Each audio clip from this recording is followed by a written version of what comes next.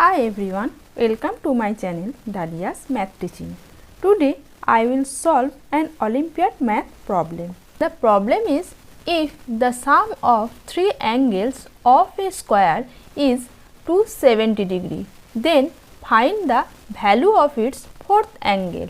Option A 70 degree, option B 60 degree, option C 50 degree, option D 90 degree. যদি একটা বর্গক্ষেত্রের তিনটি কোণের যোগফল 270 ডিগ্রি হয় তবে তার চতুর্থ কোণের মান কত?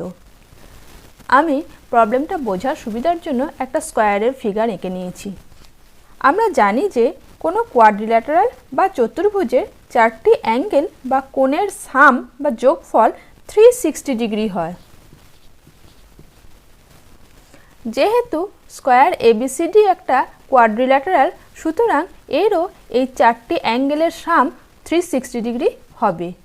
সুতরাং আমরা লিখতে পারি angle A plus angle B plus angle C plus angle D equal to 360 degree. এবার দেখো এখানে বলেছে sum of three angles of a square is 270 degree. এর তিনটে অ্যাঙ্গেলের সাম হচ্ছে 270 ডিগ্রি।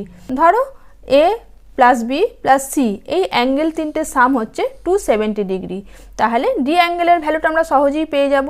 এদের ভ্যালু যদি 270 হয়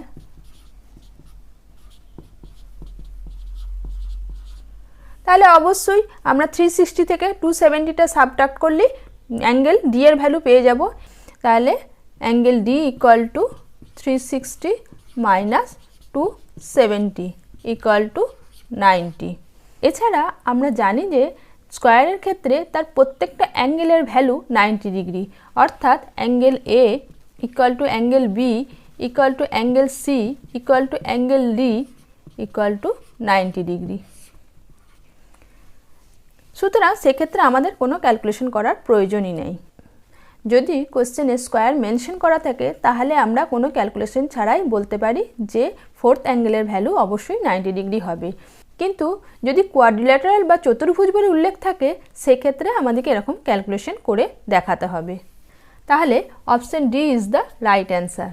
আজকের ভিডিওটা যদি তোমাদের ভালো লাগে অবশ্যই লাইক করো, শেয়ার করো এবং আমার চ্যানেলকে সাবস্ক্রাইব করো। ভালো থেকো, বাই বাই।